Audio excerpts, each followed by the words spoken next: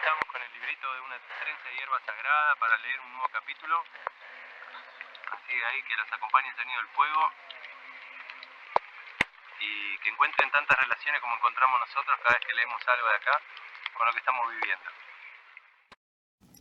La luna del azúcar de Arce. Nanaboso fue el hombre original, Anilla Nave, nuestro maestro, mitad hombre y mitad manido. Mientras caminaba por el mundo, se fijó en quién prosperaba y quién no, en quién se regía por las instrucciones originales y quién las ignoraba. Comprobó, consternado, cómo pueblos enteros habían abandonado sus huertos y jardines y no se preocupaban de reparar las redes de pescar ni de enseñar a los niños la forma adecuada de vivir. Donde debía haber brazadas de leña y reservas de maíz, vio a gente tumbada bajo los arces, con la boca abierta saboreando el dulce y denso sirope que tan generosamente manaba del árbol. Se habían vuelto perezosos y no valoraban los dones del Creador, no asistían a las ceremonias ni cuidaban a los demás. Inmediatamente supo lo que había de hacer. Empezó a sacar los cubos llenos de agua del río y los vertió directamente en los arces para diluir el sirope. Es por eso que hoy la savia del arce fluye como si fuera agua, con nada más que un ligero dulzor, y que hacen falta 150 litros de savia para sacar 3,5 litros de sirope. Así se le recuerda a la gente que la vida es pródiga en frutos, pero que ellos no pueden desatender sus responsabilidades. En las tardes de marzo, cuando el último sol del invierno empieza a ganar intensidad y desplaza su trayectoria hacia el norte 1 grado al día, más o menos la savia vuelve a fluir con fuerza. En la parcela de nuestra casa en Fabius, Nueva York, hay 7 grandes arces que alguien plantó hace casi 200 años para darle sombra a la casa. El árbol más grande tiene el tronco tan ancho como larga es la mesa del jardín. Cuando nos mudamos, mis hijas subieron rápidamente a investigar todo lo que había en el desván, encima del antiguo establo. Un día las encontré bajo los árboles jugando con todo un campamento de tiendas de lona en miniatura. Se van de acampada, me decían, señalando a las muñecas y a los peluches, cuyas cabezas asomaban bajo las cubiertas. En el desván había muchísimas tiendas como esas, cuya función era cubrir los calderos de savia y protegerlos de la lluvia y la nieve durante la temporada de producción azucarera. En cuanto les expliqué su función, las niñas me dijeron, lógicamente, que querían hacer sirope de arce. Limpiamos los excrementos de ratón de los cubos que había en el desván y los preparamos para la primavera. Me informé sobre el proceso durante los meses de invierno.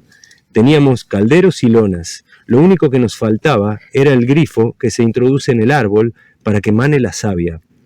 Donde vivíamos, en territorio arce, cualquier ferretería disponía de todo lo necesario para sangrar los árboles. Todo lo necesario, moldes para hacer hojas de azúcar, evaporadores de todos los tamaños, kilómetros de tubos de goma, hidrómetros, calentadores, filtros, tarros. No podíamos permitirnos nada de eso, sin embargo encontramos una ferretería que aún conservaba grifos antiguos de los que ya nadie casi utilizaba.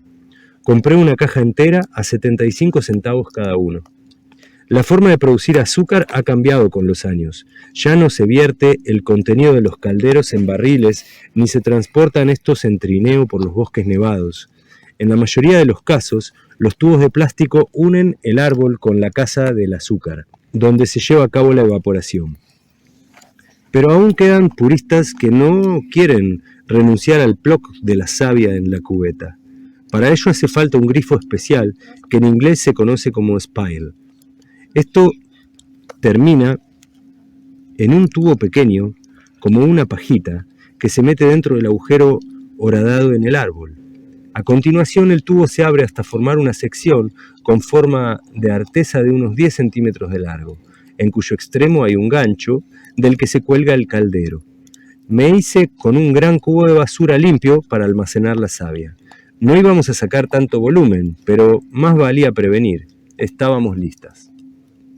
En una región donde el invierno dura 6 meses, uno siempre está buscando los primeros signos de la primavera, sobre todo cuando se prepara para hacer sirope de arce. Todos los días las niñas me preguntaban, Podemos empezar ya, podemos empezar ya, podemos empezar ya, podemos empezar ya. Pero yo no era quien para decidir. Había que esperar a la estación. Para que la savia empiece a fluir, es necesario que los días sean más cálidos y que siga helando por las noches.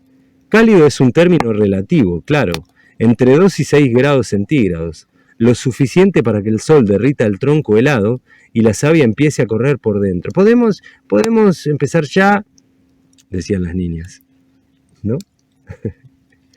Observamos el calendario y el termómetro y Larkin me preguntó, ¿cómo saben los árboles cuándo les toca si no pueden ver el termómetro? ¿Cómo sabe una criatura que no tiene ojos ni nariz ni sistema nervioso qué hacer y cuándo hacerlo? Que ni siquiera tiene hojas todavía para detectar la luz solar.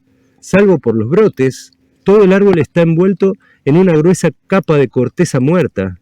A pesar de eso, no le engañan los ocasionales deshielos invernales. En realidad, los arces tienen un sistema para detectar la llegada de la primavera, mucho más sofisticado que el nuestro. En cada uno de sus brotes hay cientos de fotorreceptores con pigmentos capaces de percibir la luz solar, llamados fitocromos, cuyo trabajo consiste en medir la luz del día. Bien protegidos y cubiertos de escamas rojas, todos los brotes contienen una copia embrionaria de la rama del arce, en la que aspira a convertirse algún día, las hojas agitándose al viento, empapándose de sol. El problema es que si los brotes salen demasiado pronto, pueden morir congelados, y si salen demasiado tarde, se pierden la primavera. Eso hace que se atengan al calendario. En ese momento, los incipientes brotes precisan energía para convertirse en ramas, tienen hambre, igual que cualquier recién nacido. Rodeamos los árboles con el taladro en la mano, buscando el lugar idóneo para hacer el agujero. Tiene que estar a 1 metro de altura, en una superficie lisa. Para nuestra sorpresa, encontramos las cicatrices de otras extracciones ya cerradas, realizadas por quien fuera que dejó los cubos en el desván. Ignoramos sus nombres, no conocemos sus rostros, pero nuestros dedos se encuentran donde estuvieron los suyos. Sabemos a qué dedicaron las mañanas de abril de hace mucho tiempo. Sabemos qué les echaban a las tortillas. En el fluir de la savia se unen nuestras historias. Los árboles los reconocían, igual que ahora nos reconocen a nosotros. Qué lindo que el árbol nos reconozca. La savia empieza a manar casi en el momento en que colocamos los grifos. Las primeras gotas salpican en el fondo del cubo. Las niñas colocan las cubiertas de lona, lo que amplifica el ruido del goteo. Árboles de este diámetro pueden aceptar hasta 6 grifos sin sufrir daños. Pero no queremos ser avariciosas y colocamos solo 3 en cada uno. Cuando terminamos, la canción que canta el primer caldero ya es diferente. El ploc de la gota que cae sobre 1 centímetro de savia. Conforme pasa el día, a medida que se llenan los cubos, el tono cambia. Igual que los vasos de agua producen notas distintas en función de la cantidad de líquido que tengan. Ploc, ploic, plonk, pluf. Los calderos de latón y las cubiertas reverberan con cada gota. Pif, plaf, plain. El jardín canta. Ping. Esta música le pertenece a la primavera, tanto como el insistente piar del cardenal rojo. Las niñas contemplan fascinadas el proceso. Cada gota es clara como el agua y bastante más densa, una perla de luz que durante 1 segundo cuelga del borde del grifo y se hincha. Ellas sacan la lengua y la atrapan en la boca con una mirada de felicidad absoluta. Se me saltan las lágrimas de manera incomprensible. Me acuerdo de cuando era yo y nadie más quien les daba el pecho. Ahora han crecido y las amamanta un arce. Nunca como hoy estarán tan cerca de recibir su alimento de la madre tierra. Los 21 calderos se llenan durante el día y por la noche los encontramos a punto de rebosar. Los vertemos en el cubo de basura, casi no caben. No sabía que habría tanto. Ellas vuelven a colgar el cubo mientras yo preparo el fuego. Como recipiente para la evaporación, utilizo una cazuela de hacer conservas que pongo en una bandeja para horno sobre 2 bloques de cemento que he sacado del cobertizo. Una cazuela de savia tarda bastante en calentarse y las niñas pierden el interés muy pronto. Yo entro en casa y salgo para que el fuego no se apague. Esa noche, cuando las acuesto, están tan emocionadas por la perspectiva de ver el sirope por la mañana que apenas pueden dormir. Saco una silla al jardín y la coloco sobre la nieve dura, al lado del fuego, que alimento constantemente para que el agua siga hirviendo en la helada de la noche. Sale humo de la cazuela, velando y revelando la luna en el cielo seco y frío. Cuando reduce, pruebo la savia, que se vuelve más dulce cada hora que pasa. Los 15 litros de la olla van a quedar reducidos a una fina capa de sirope en el fondo. Apenas suficiente para una tortita. Añado más savia fresca del cubo de basura. Quiero tener al menos una taza de sirope por la mañana. Echo más leña, me envuelvo en las mantas y dormito mientras llega el momento de añadir troncos o savia. No sé qué hora es cuando me despierto, pero tengo frío y me siento agotada en la tumbona. Del fuego no quedan más que las ascuas. La savia está tibia, me rindo y me voy a acostar. Por la mañana la savia del cubo está congelada. Vuelvo a encender el fuego. Me acuerdo entonces de algo que escuché sobre cómo preparaban nuestros antepasados el azúcar de arce. El hielo de la superficie solo es agua, así que lo rompo y lo tiro al suelo como si fueran los cristales rotos de una ventana. Como hacíamos el otro día con la helada, ¿se acuerdan? Que parecía un vidrio. Los pueblos del territorio arce producían azúcar mucho antes de que tuvieran ollas en las que cocer la savia. Lo que hacían era recogerla utilizando corteza de abedul y verterla en recipientes ahuecados de madera de tilo americano. La amplia superficie y la escasa profundidad de estos recipientes favorecían que el líquido se congelara por las noches. Por la mañana retiraban la capa de agua helada y lo que obtenían era una solución de azúcar más concentrada. Ya no hacía falta utilizar tanta energía calorífica para hervirla. Las heladas nocturnas hacían el trabajo de muchas brazadas de leña. Los vínculos temporales volvían a imbrincarse, a trenzarse. La savia de arce fluye justo en la época del año en que ese proceso es posible. Los platos de madera para evaporar la savia se colocaban sobre piedras planas encima de ascuas que ardían día y noche. Antiguamente toda la familia se mudaba al campamento de azúcar. Allí se guardaba la leña y los materiales de un año para otro. A las abuelas y a los niños pequeños los llevaban en trineo por la nieve, cada vez más blanda, para que asistieran al proceso. Allí eran necesarios todos los brazos y todas las inteligencias.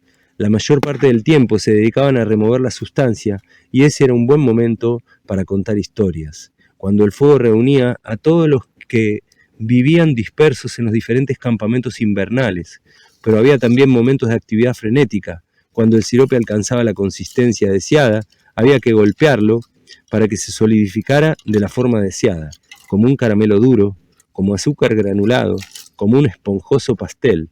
Las mujeres lo guardaban en cajas de corteza de abedul llamadas macaques, que se cerraban con raíces de píceas. Debido a los antifúngicos naturales de la corteza de ese árbol, los azúcares podían conservarse durante años. Cuentan que fueron las ardillas las que enseñaron a nuestro pueblo a producir azúcar. A finales del invierno, en la época de más escasez de alimentos, cuando se han agotado los alijos de nueces, las ardillas suben a las copas de los árboles y roen las ramas del arce, azucarero. Al rascar la corteza, la savia resuma y las ardillas se la beben. Pero el auténtico premio llega a la mañana siguiente, cuando repiten el recorrido del día anterior para lamer la corteza, los cristales de azúcar que se han formado por la noche. Las temperaturas bajo cero provocan la sublimación del agua en la savia y dejan una dulce capa cristalina, como fragmentos de azúcar piedra, que les permite sobrevivir en los días más duros del año. ¿Se imaginan las ardillas comiendo ese caramelo? Nuestro pueblo llama a esta época la luna del azúcar de arce, Sisbasket Gilis. El mes anterior es la luna de la capa dura de nieve. Los pueblos que se basan en una economía de subsistencia también la conocen como la luna del hambre. el momento en que la comida almacenada empezaba a escasear y apenas había caza. Los arces servían entonces de sustento, ofrecían alimento cuando más se necesitaba. Aquellos pueblos confiaban en que la madre tierra proveería, incluso en lo más duro del invierno. Es lo que hacen las madres. A cambio, antes de la extracción de la savia, ellos celebraban ceremonias de gratitud. Cada año los arces cumplen con su parte de las instrucciones originales, cuidan de la gente, pero están al mismo tiempo cuidando de sí mismos. Los brotes que regresaron el comienzo de la nueva estación se han levantado con hambre. No miden más de 1 milímetro de largo y necesitan alimento para convertirse en hojas hechas y derechas. Cuando perciben que la primavera está cerca, emiten una señal hormonal que baja por el tronco hasta las raíces. Con esa alarma en la superficie se despierta el mundo subterráneo. Así se desencadena la formación de amilasa, la enzima responsable de la división de las grandes moléculas de almidón acumuladas en las raíces en pequeñas moléculas de azúcar. Al aumentar la concentración de azúcar se produce un gradiente osmótico que provoca la absorción del agua de la tierra humedecida por los primeros deshielos primaverales. El azúcar se disuelve en ella y empieza a fluir en forma de savia hacia las ramas para alimentar a los brotes. Normalmente el azúcar viaja solo a través de la fina capa de flomea que hay bajo la corteza, pero en primavera hace falta mucho azúcar para alimentar tanto a la gente como a los brotes. Aún no hay hojas que puedan producir su propio azúcar. Es la única época del año en que el azúcar viaja así. Es la única época en que es necesario. Durante varias semanas, cada primavera, la savia asciende por el árbol hasta que los brotes se abren y salen las hojas. El xilema vuelve a desempeñar entonces su función habitual de conducto para el agua. Cuando las hojas maduras ya producen más azúcar del que pueden consumir en el momento, el flujo de azúcar toma la dirección inversa, de las hojas a las raíces, a través del floema. En verano, las raíces que antes alimentaban a los brotes resultan alimentadas por las hojas. El azúcar vuelve a convertirse en almidón y se almacena de nuevo en la bodega de la raíz. Ese sirope, con que untamos en invierno las tortitas, no es otra cosa que rayos de sol caídos en haces dorados sobre las hojas que se remansan ahora en el plato. Pasé noches enteras vigilando el fuego en el que hervía nuestra pequeña olla de savia. Durante todo el día el ploc, ploc, ploc, ploc llenaba a los calderos y las niñas y yo lo recogíamos después de clase y echábamos el contenido al cubo de basura. Tuvimos que comprar otro, pues los árboles producían savia a más velocidad de lo que yo la hervía, y un tercero. Al final sacamos los grifos de los árboles para detener el flujo y que el agua no se echara a perder. El resultado fue una bronquitis horrible por dormir a mediados de marzo en una tumbona fuera de casa y 3 jarras de sirope con tonos grisáceos por culpa de la ceniza. Cuando mis hijas se acuerdan ahora de nuestra aventura azucarera, ponen cara de fastidio y resoplan. Aquello fue una barbaridad de trabajo, dicen las niñas, ¿no?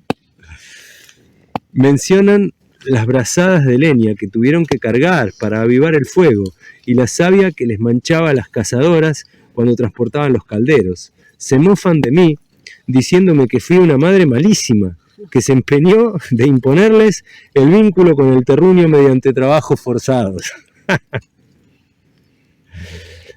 Eran muy pequeñas para ponerse a producir azúcar. También se acuerdan de lo maravilloso que era beber savia directamente del árbol. La savia sí, pero no el sirope. Nasaboso se aseguró de que el trabajo nunca resultara demasiado fácil. Sus enseñanzas nos recuerdan que una parte de la historia es que la tierra nos brinda sus dones y la otra parte es que esos dones nunca son suficientes. La responsabilidad no recae únicamente en los arces. Nosotros también hemos de participar en el proceso de transformación. Es nuestro trabajo y nuestra gratitud lo que destila el dulzor del árbol. Noche tras noche, mientras las niñas dormían a salvo en sus camas, yo me sentaba junto al fuego. Me arrullaban el crepitar de la lumbre y el borboteo de la savia.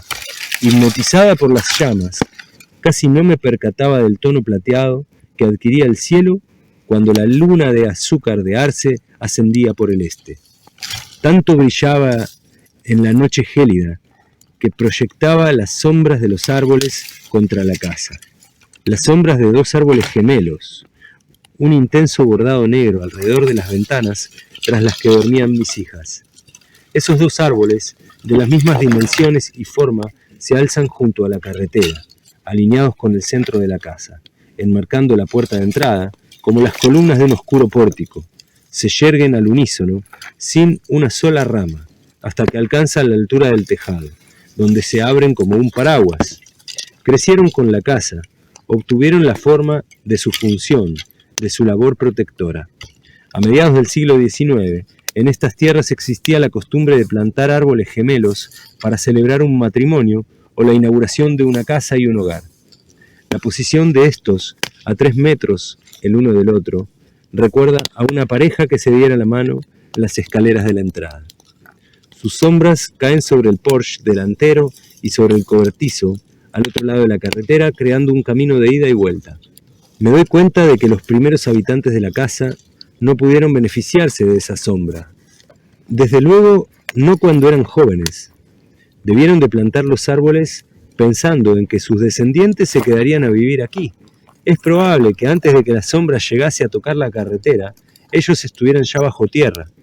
Yo vivo hoy a la sombra del futuro que imaginaron y bebo la savia de árboles que plantaron con sus votos nupciales. No pudieron prever mi llegada, tantas generaciones después, y sin embargo vivo con los dones que ellos propiciaron. ¿Cómo iban a imaginar que mi hija Linden les regalaría hojas de arce azucarero a los invitados a su boda? He ahí la responsabilidad que yo, una desconocida, que llega a vivir bajo su protección, he contraído con los árboles y con quienes los plantaron, un vínculo físico, emocional y espiritual. No sé cómo corresponderles. No puedo imaginar una reciprocidad que esté a la altura. Son tan grandes que ningún esfuerzo o atención por mi parte podría equivalerse a su labor, aunque de vez en cuando echo en el suelo un poco de abono y los riego con la manguera, si los veranos vienen secos. Quizá lo único que se puede hacer es quererlos. Dejar otro obsequio para ellos y para el futuro, para los próximos desconocidos que vendrán a habitar esta casa. Una vez escuché que los maoríes tallan hermosas esculturas de madera y las llevan al interior de los bosques, como una ofrenda para los árboles. Yo planto narcisos, cientos de ellos, en lechos al sol junto a los arces, una señal de respeto a su hermosura y una forma de corresponder a su don. La savia emana de los árboles y mientras tanto los narcisos siguen creciendo a sus pies. Y aquí termina este capítulo titulado La luna del azúcar de arce. ¿Te gustó? Sí.